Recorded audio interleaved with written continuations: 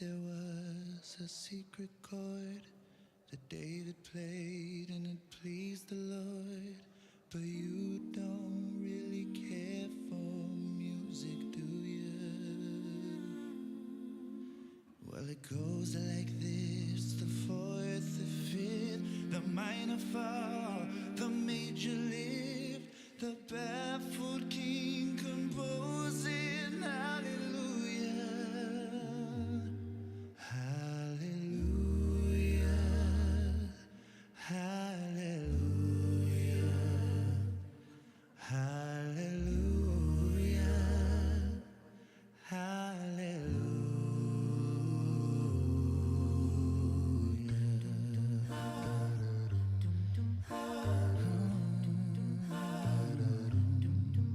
Well, your faith was strong, but you needed proof. You saw her bathing on the roof, her beauty in the moonlight overthrew you.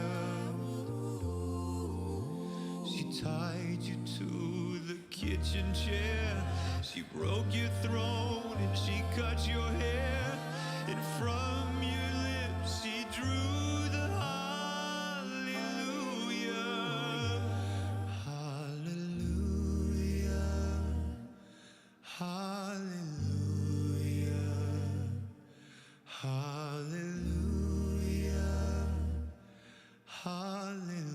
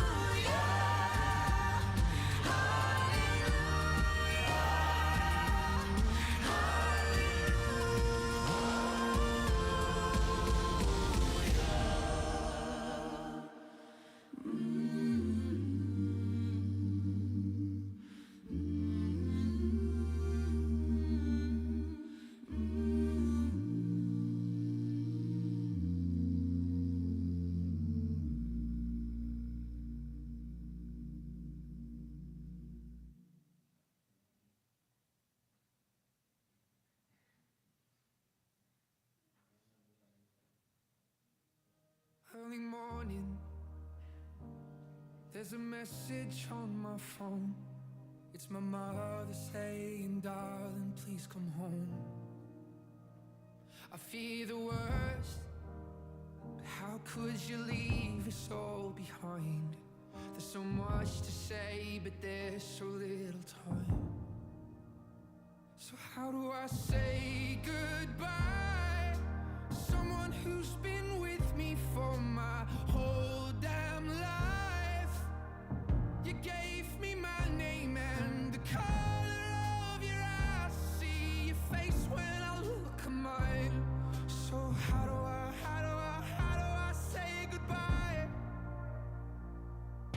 couldn't. You always saw the best in me. Right or wrong, you were always on my side. But I'm scared of what life without you's like. And I saw the way she looked into your eyes. And I promise if you go, I will make sure she's alright. So how do I say goodbye? Someone who's been with me for my whole damn life. You gave me my name and the color of your eyes. See your face when I look at mine. So how do I say goodbye? And there's no way you could ever let me down. Gonna steal some time and start again. You'll always be my closest friend. And someday we're gonna make it out.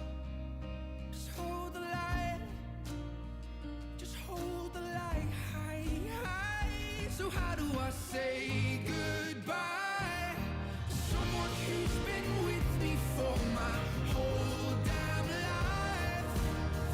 You gave me my name and the color of your eyes. I see your face when I look at mine. So how do I say goodbye? So how do I say goodbye?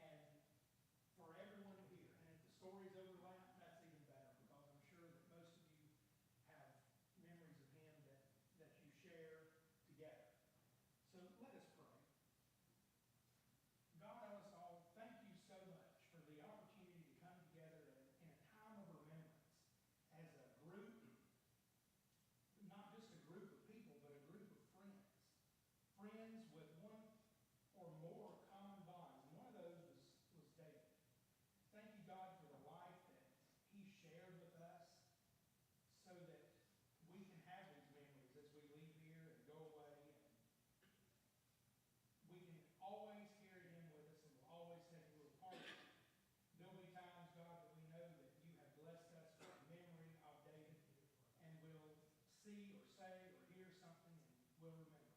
And that is another gift that you have given to us. God, be with us now as we continue this service. Be with us after the service. All these things we pray in the name of Jesus Christ. Amen.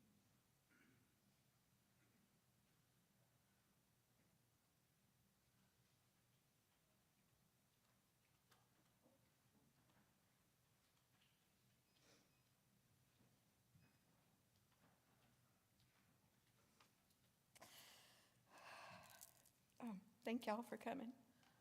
I didn't write anything, so I'm going to try to do this the best I can. When I got the call that my dad had passed, I remember thinking how much tragedy our family has had to endure, and I started to get angry, and I remembered that sometimes you have to go through tragedy to appreciate life.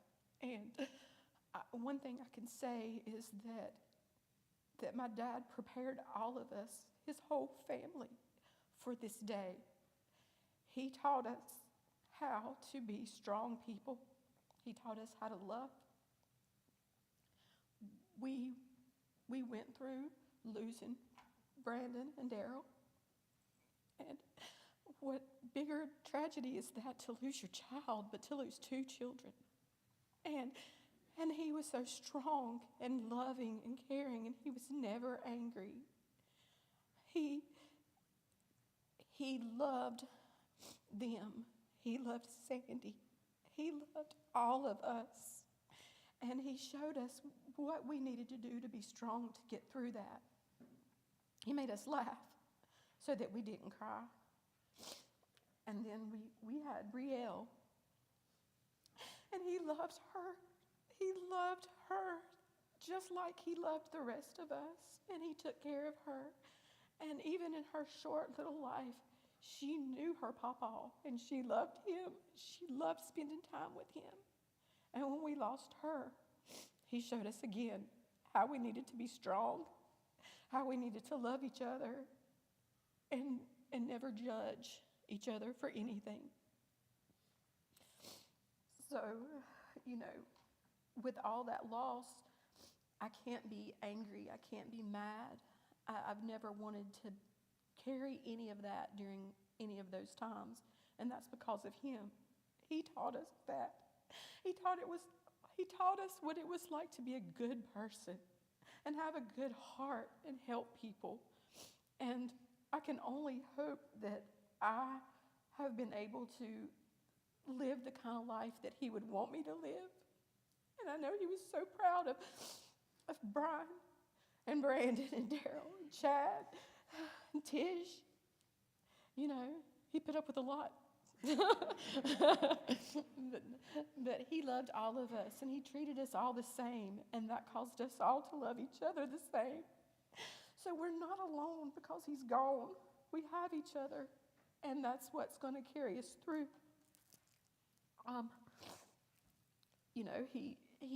He didn't like to go to funerals and hear a lot about death, but he did believe in God, even though, he may not have been as religious as some people, but he did have faith and he did believe in God. And I do believe, like you said, that he was ready. I think he knew, and that's why he wanted to go to the beach, and he wanted to have that last trip, and he got to do that, and he was happy. And I hope that you all who loved him know that he was happy and that he lived a full life. And I couldn't have asked for a better father. I couldn't have. He was there for me through everything. He was there for Sandy through everything, and all of us. There's nothing he couldn't do. There's nothing he couldn't fix. And I hope that y'all will laugh and have a good time, because that's what he did. He laughed and he had a good time and he enjoyed life and he was kind. And so be kind to each other. Sometimes we forget that. We forget to be kind. And that's the one thing that he taught me, was to never judge people, to love people, to be kind, because that's what he was. And I hope that I am the person he lived to be. I think they're going to play a song now, one of my dad's and Katie's favorite song. And then I think Katie's going to say a few words after the song. So if you want to come up, if you want to play the song, it's fine.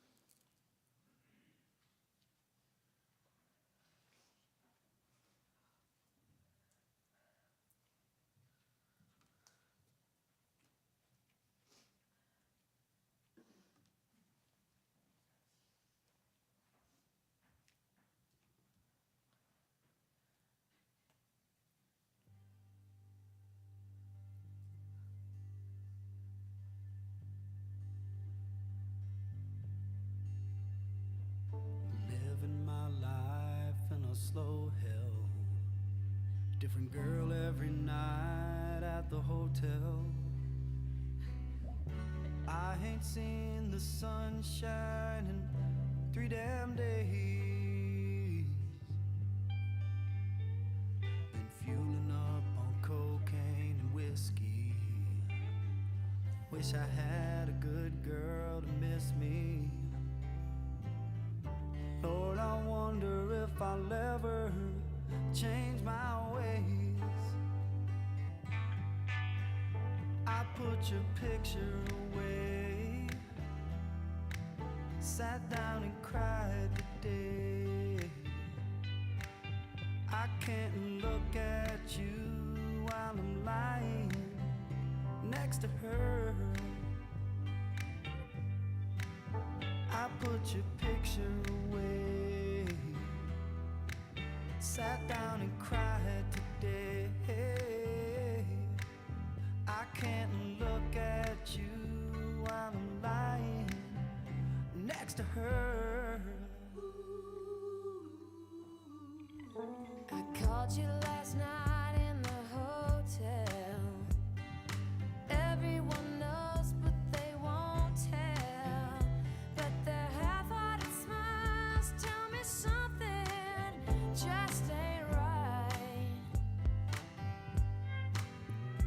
I've been waiting on you for a long time, fueling up on heartaches and cheap wine. I ain't heard from you in 3 damn nights. I put your picture away. I wonder where you've been. I can't look at you while I'm lying next to him. I put your picture away. I wonder where you've been. I can't look at you while I'm lying next to him.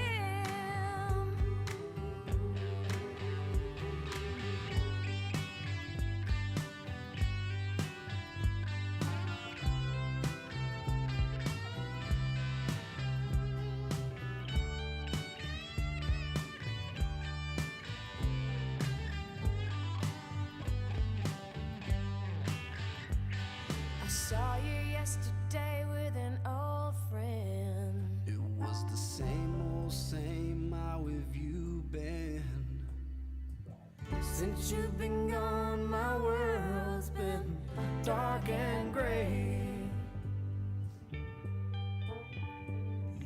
reminded me of brighter days.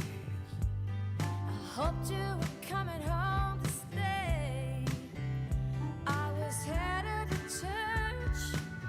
I was off to drink you away. I thought about you for a long time.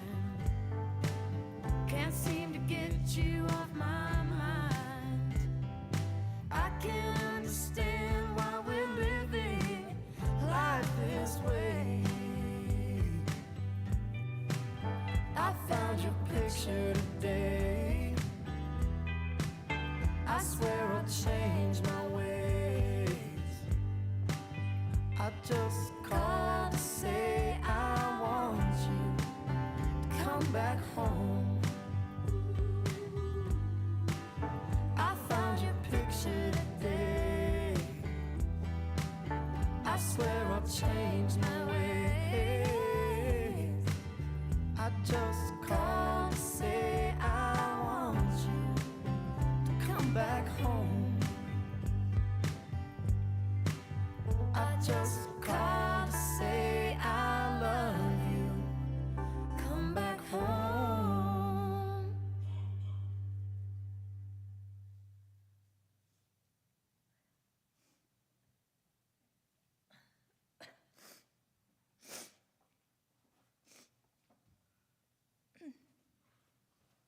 So anytime we were anywhere and that song was played, my papa would always request the microphone. It would always. We would sing. And I remember the last time we sang that song together. For some reason, it just meant so much to me. And I'm so thankful for everyone that took a video that day, because it means so much to me.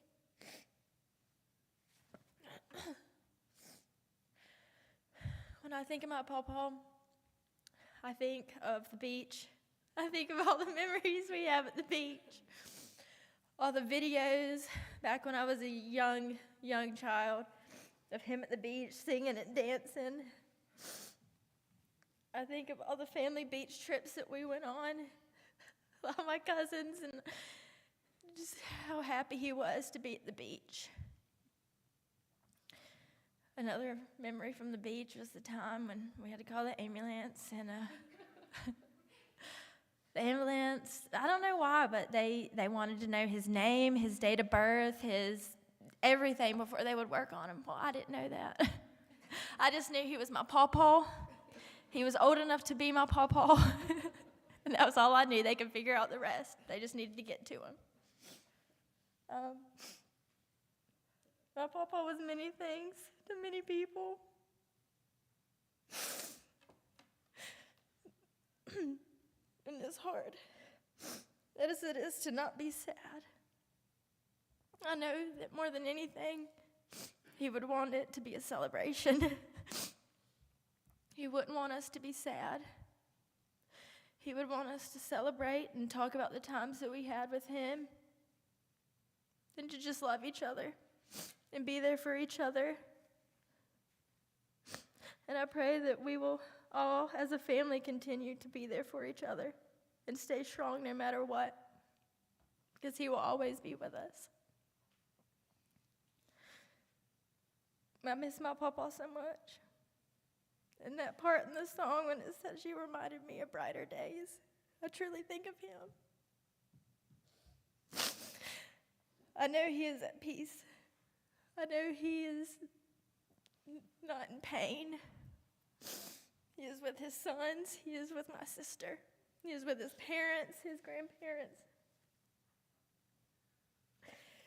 So I'm going to try my hardest to celebrate. To not be sad, but to celebrate. And I love my pawpaw, and I will miss him until I'm back with him.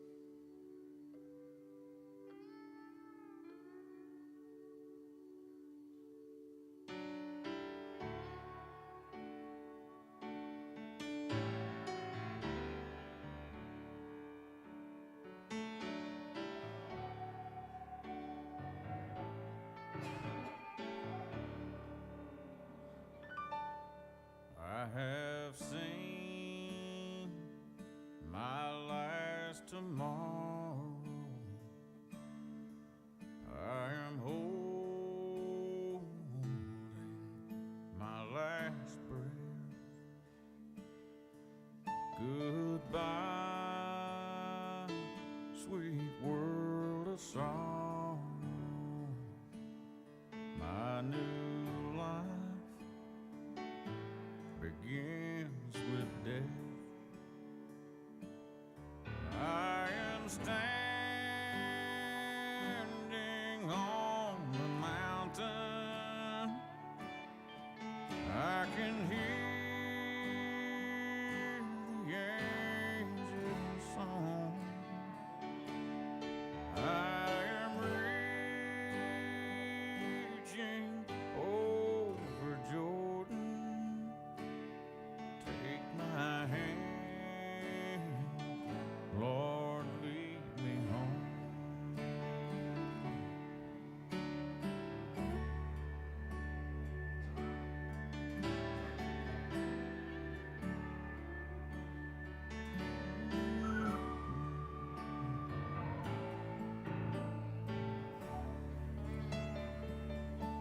All my burdens are behind me. I have prayed my final prayer. Don't you cry over my body, 'cause that ain't me lying there. No, I am standing on the mountain. I can hear the angels' song. I am reaching over Jordan. Take my hand, Lord, lead me home. I am standing on the mountain. I can hear the angels' song. I am reaching over Jordan. Take my hand, Lord, lead me home. Take my hand, Lord, lead me home.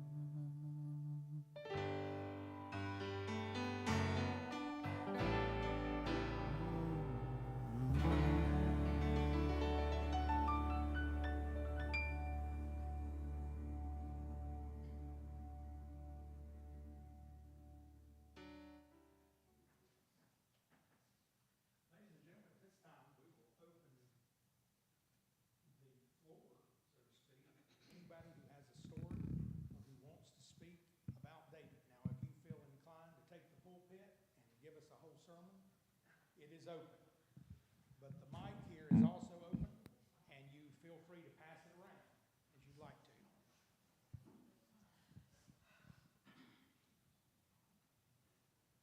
Already getting a line.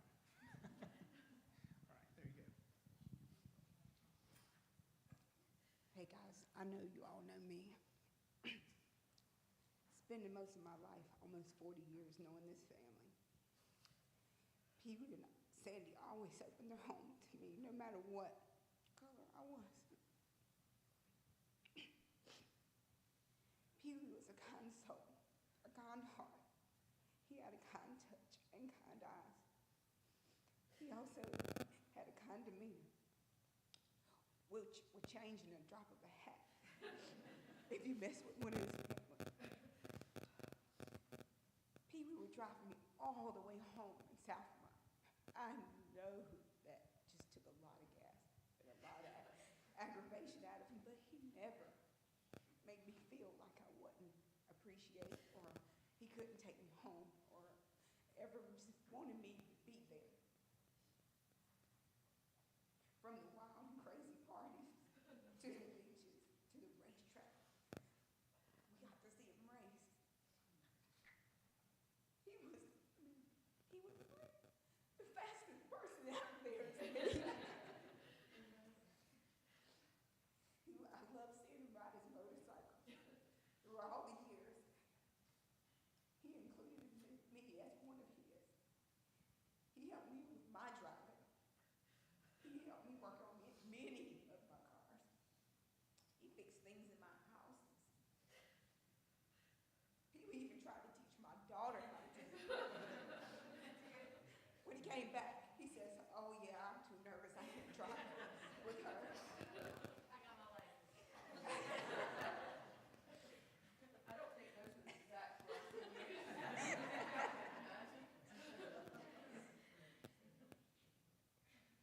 He was always here for me when I needed him most. May God continue to bless him in heaven as much as he was blessing us here on earth. Sandy, you know what I mean? He was a great man, always treated me like I was part of his family. Him, Sandy, and their family has always been there for me. Always inviting us to family cookouts, vacations, fixed my cars, and just talking to them made me feel better. Pee-wee's always picked with me and made me laugh, but best believe he would tell me if he had something to say to me. Never held back, that's for sure. That's what I love most about him. I would like to send my prayers and love to Sandy, his kids, and his grandkids. Rest in peace to one of the best men I ever had the pleasure of knowing for almost 30 years.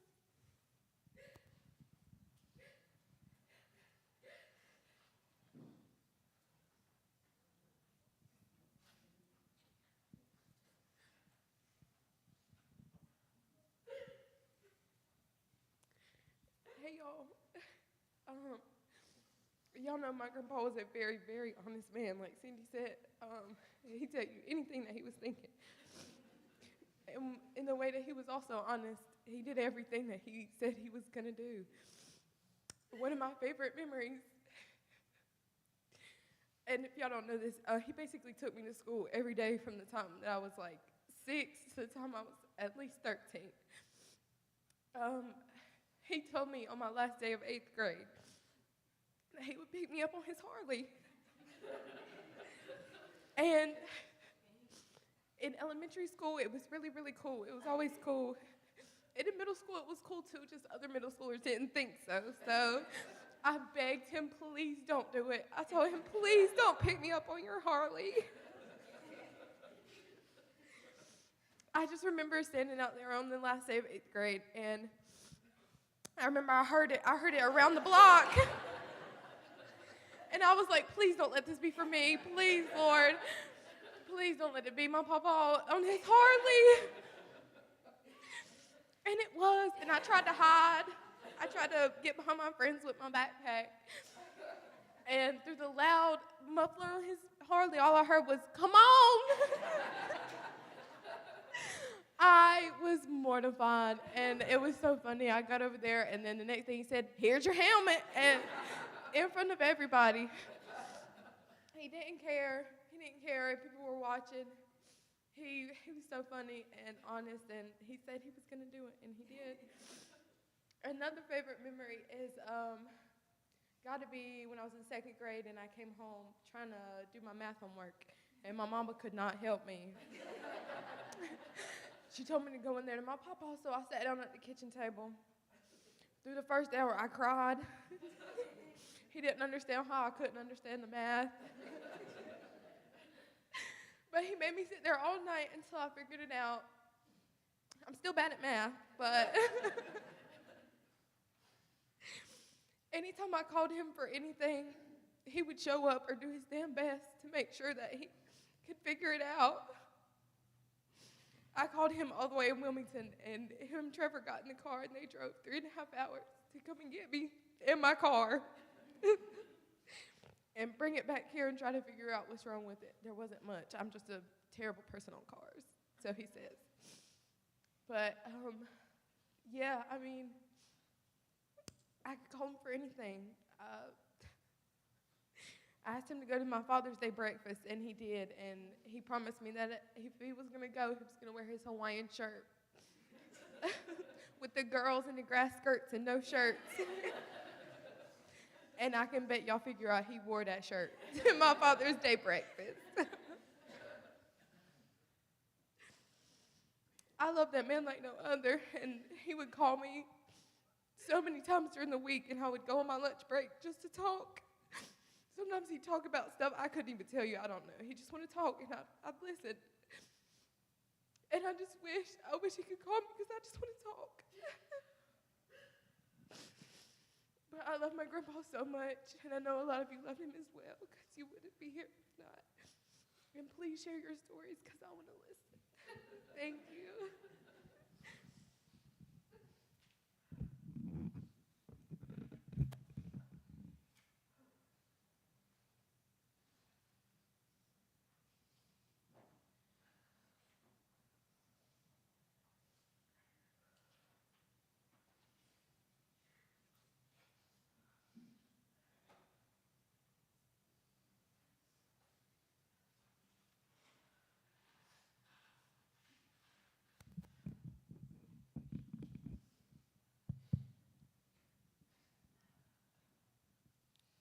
That's a lot of people. There's so many things I want to say. I wish I could quote some of the things that he said, but most of them are not appropriate. Like everybody said, he did not hold his tongue. I don't think he knew how to. And they'd be complete strangers, and he would just say stuff like, she used to be beat with an ugly stick.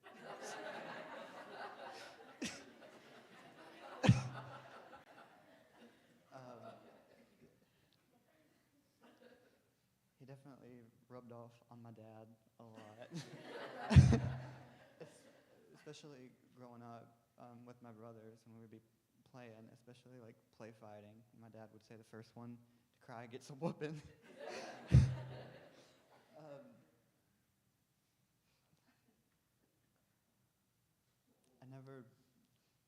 I never remember seeing him cry except for one time, and it was probably about 2 years ago.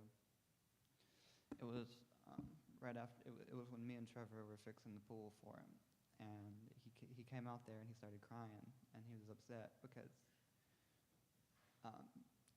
he wanted to do it. He wanted to be able to do it for Grandma, and I think that's one thing that we all need to remember is he didn't want her to have to do anything. That's why he kept fighting. That's why he held on, because he wanted to take care of her. He taught me a bunch of things, whether for good or bad, like how to burn down a forest, how to get taken to jail at age 9, how to back up a trailer, even though his words were, "You got to turn the steering wheel."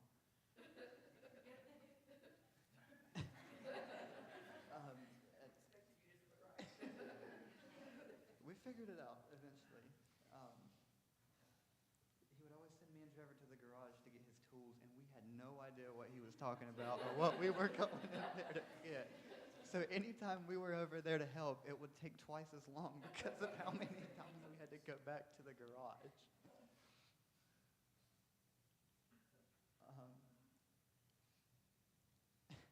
I used to think he was invincible. We always used to joke because he always had Walker Texas Ranger on the TV. I said that he was Chuck Norris. No matter how many times he went to the hospital or how sick he was, he never missed a party. He always found a way out. He was always home. I remember when I caught him smoking in the garage after he said he was going to quit. and he said, "Don't tell anybody." Well, an hour later, Grandma Sandy says, "Do you know if Pawpaw's been smoking?"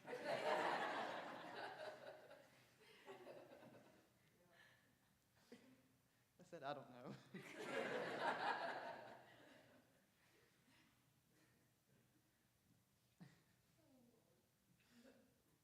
One thing I will never forget is his motorcycle helmet with all the stickers on it, and asking him what a mustache ride was.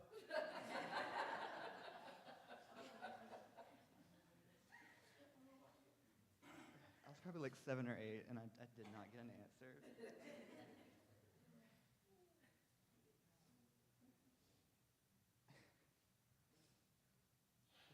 He had a saying for everything, and it was always the most out of pocket saying, like, that girl's got teeth so big she can eat corn through a chain link fence.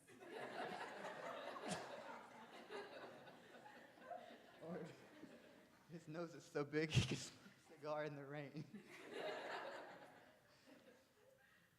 I don't know if he came up with those or he just knew them or what, but they're so funny and they're so mean.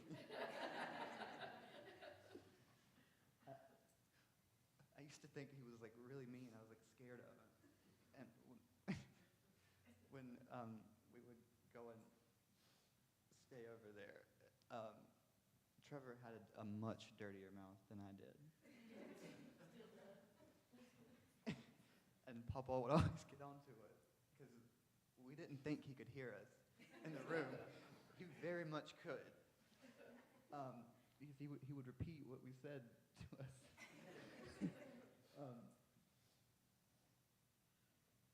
I remember when we would ask him to stay the night, it would be, I don't know, go ask your grandma. I used to think it was because he didn't want us there, but then I realized it was because he wasn't the one who had to cook dinner.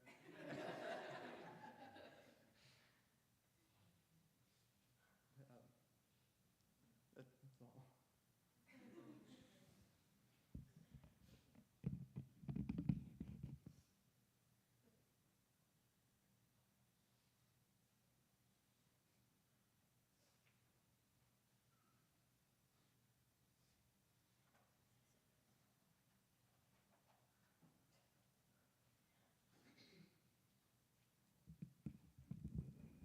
I always talk too much. He always said that. That just made me, listening to them, just made me think about when I was growing up, before, when it was just me.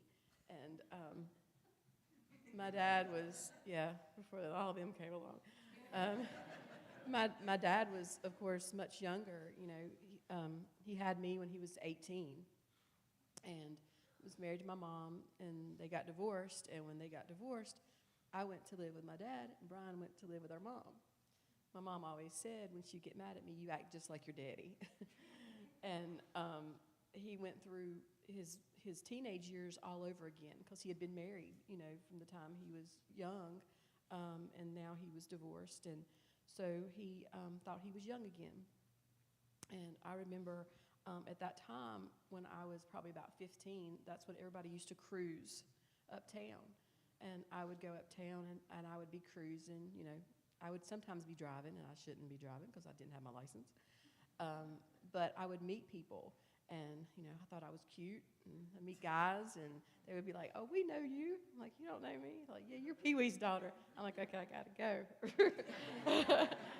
And I would be like, how'd you know my dad? And he was like, oh, we partied with him last weekend. Like, okay. There were women, unfortunately, before Sandy. They were my age. He did get a little bit older when he went with her, but he was always so much fun. And, my mama always blamed everything bad that I did.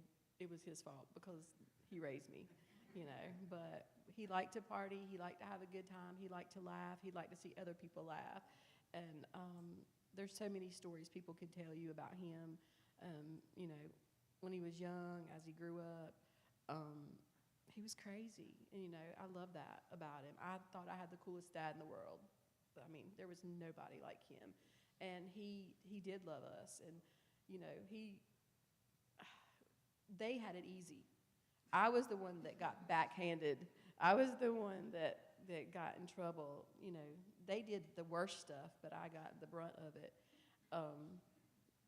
But, once they came along, it's like his heart just, it was tender, you know. He loved Daryl and Brandon so much, so much.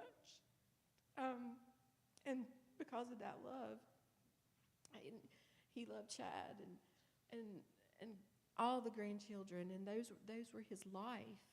And I think anybody that knew him knew that. You know, and Katie was the first grandchild, and I think he finally realized he was getting old, you know. And then here come the rest of them, you know. So, I mean, please share your stories. You know, we know he was a colorful person, so it's okay, I think, if we share some of the crazy ones. So please come up and do that.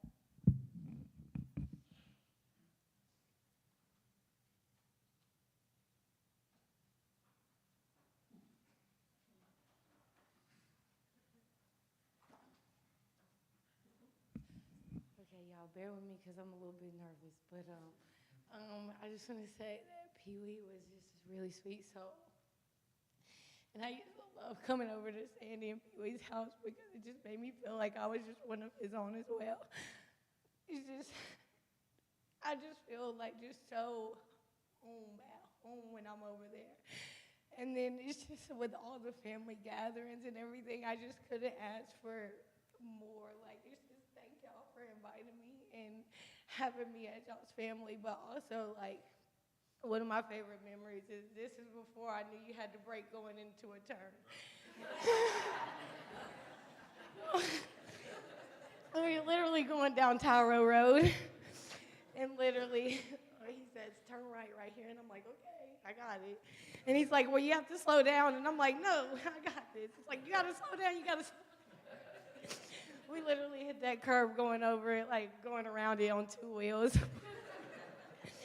When I'm going to tell you, I felt so bad when I left from there. I was like, I probably scared him so bad. He called my mom and told her. He was like, I'm so nervous, never again. But at the end of the day, I'm very thankful because I have my license, you know. He is the person that taught me how to drive. If it wasn't for him, I'd probably still be scared. So super thankful for him. But yes, just a very sweet soul. And I just felt the need that I had to come and say something because of he touched my heart, but not only mine, other people's. So just thank y'all so much.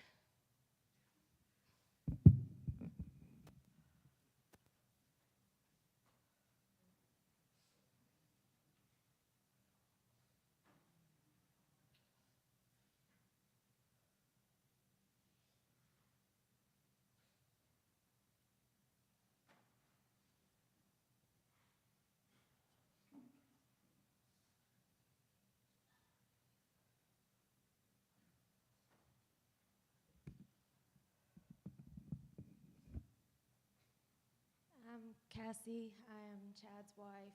I'm really not good at this, and I feel like my anxiety is about to go out of the roof right now, but I don't have anything written down, but I can tell you I have been with Chad since I was 15 years old. So at that age, I'm still a child. So to me, Pee Wee was not just a father figure to Chad or a husband to Sandy. He was a lot more to me too. The first time I met him, I didn't know really what to think because the first time I met him, and if I'm going to be honest, I was standing in their kitchen and Chad had a hickey on his neck. Pee Wee looks over and saying, dang, Chad, can't you feed her anything? She's eating off your neck. I was so embarrassed. Through the years, me and Jessica, we would be in that back room and he'd walk in and one of our butts would be showing and he'd open that door, cover your butt up next time. And all those things, and I understand there's a lot of you that don't see the funny side of this, but this was a part of Pee Wee, and this is the part of the man we loved and we knew, and me and Chad were really bad with moving there for a while. We wanted to redo every house we got. We took on a project from Michelle. We didn't know how to paint a wall, much less fix a hole in the floor. Pee-wee came there with me every single day.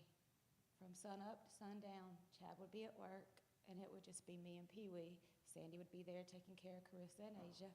They were babies. Pee-wee worked with me all day long, teaching me the difference between a Phillips head and a flat head, and how everything I did was wrong, and to pull it back up, he was going to show me how to fix it. But he did. Pool party at the house one time, and I was nervous. I told him, everybody's coming over, and I don't know how to dive, Pee-wee. I've always wanted to know how to dive. He said, I want you to put your feet at the edge of the pool. I want you to bend your knees and just fall over. And that's what he told me, put my hands down. I said, I don't want to do a belly buster. He said, I didn't say nothing about your belly, Cassie. I said fall over. Well, about 10 tries later, I figured it out. And I dove for the first time in my life. Water didn't get up my nose, I dove. He taught me how to do that. My dad, who's here tonight, when I couldn't drive a stick, tried driving Chad's, but went right into that Chinese restaurant one time in Nepal, and Chad said I couldn't do that no more. So my dad took me to a church over there off Spruce Street to try and teach me how to drive a car. Myself bought that was a stick knowing I could not drive it, but I bought it anyway. So he took me to that church, and it didn't go so well. I went over to Sandy's. I couldn't get up the driveway. The car kept cutting off and rolling back into the road. Pee-wee came out there and he said, just get out, just get out. But no, he's been much more than just, in my eyes, Chad's father. He's been a lot more to me than that. At 15 years old, and here I am facing 40, that man's been a part of me as much as anybody in this room. I want to tell you one story, and I'm about to embarrass my son, and he's going to hate me for it, but I got to tell you this one because it's the best. When we were working on that house of Michelle's, Pee-wee was taking me to Lowe's every day to get the stuff that we needed. Evan was just a baby and learning how to potty train. Y'all, you know, in Lowe's, they got the little bathroom set up, right? They got a little toilet and a shower and all that. Well, Evan's just learning. I'm sorry, Evan, I love you, baby, but this story, I have to. Evan walks up to the toilet. He sees in Lowe's, me and Pee-wee are over here looking at faucets and what we need to get for the house. Next thing we know, Evan's pants are down at his ankles, and he peed in the toilet. Pee-wee looked over and said, Cassie, we got to get down here. Now, let's go. Let's just go. But he said, you don't say a word to that boy when we get in the car. He did what he was supposed to do. And we left, but yes. So I just want to say I'm not good at stuff like this, but he was a lot more than just a gained person through a marriage. And like I sit here and look at everybody. We all have, whether anybody gets up here and does this or not, the memories we can all sit here and say, good times and bad times. This same man now stood in the kitchen and said, I'd have left your butt 17 years ago. So when y'all all say he says what he feels, he says what he feels. But then he came right back and told me he was sorry. And that's another thing about him. He took accountability, and he was a good man. So here's to that, and whoever else wants to stand up.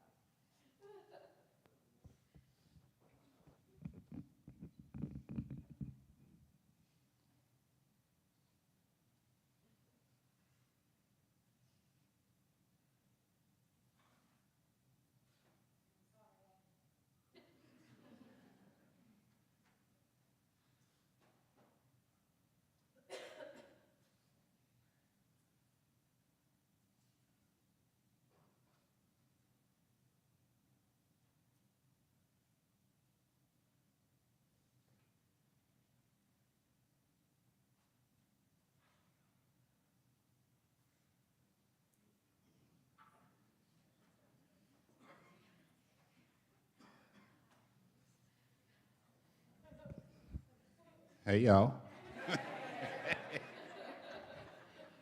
I wasn't going to get up, but I can't let my man go out like that, man. I got to talk about Pee Wee. And I'm not going to stay all day because we stay the next week talking about Pee Wee. But one thing about Pee Wee, he didn't know everything, but he knew a lot about everything. So you could call him about the toilet, the sink, the car, the house, whatever, he was going to answer. But when he answered that phone, I'd be like, Pee Wee, what? I don't know what be like that, Pee Wee. But one thing I'm going to do, I'm going to miss my buddy. And he made me a proud son. He made me a proud father-in-law because he was always on point. He didn't lie to you. If he said he was going to do something, he was going to do it. And if you told him he was going to do something, he was going to be on your head till you did it. So to his family, I love y'all. It's time to start this healing process. It's going to be a long road, but we done come this far, so let's continue to keep up the progress and continue to, do the things that people would want us to do, and that's to stay in line. Act right, act like you got some sense, he would always say. So I learned a lot from people, and I just want y'all to know that I love your daddy, love your husband. He's one of my best friends. So now I'm part of the family, so I thank all y'all, man. But I'm gonna miss my buddy. And just keep the family in prayers, y'all.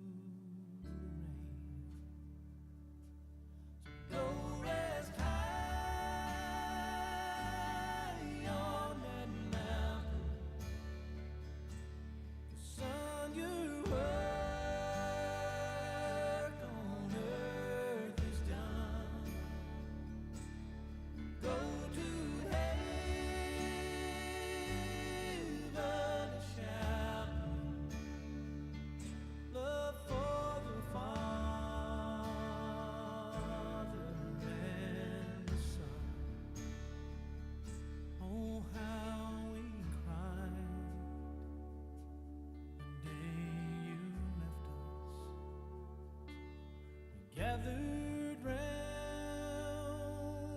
your grave to grieve. Wish I could see angels' faces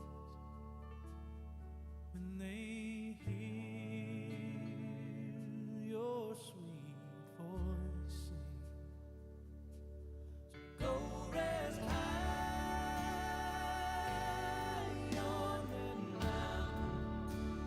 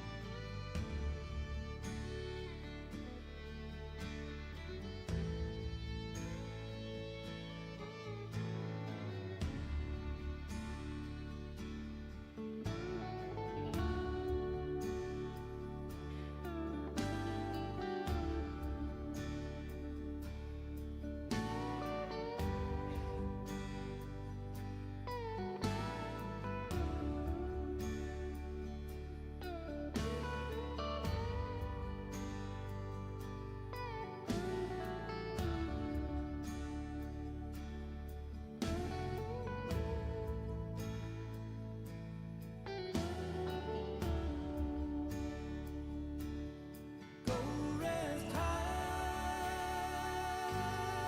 on that mountain. 'Cause son, your work on earth is done. Go to heaven and shout love for the Father and the Son. Go to heaven and shout love for the Father and the Son.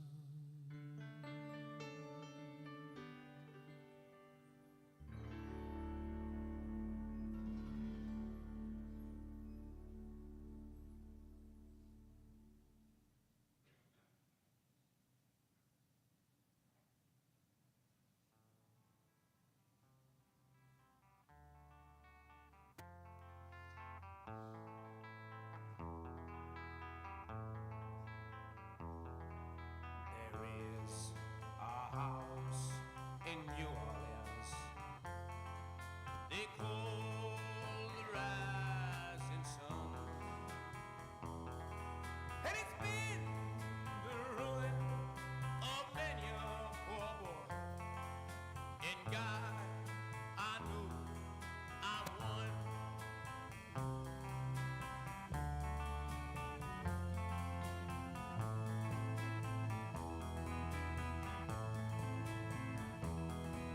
My mother was a tailor. She sewed my new blue jeans. My father was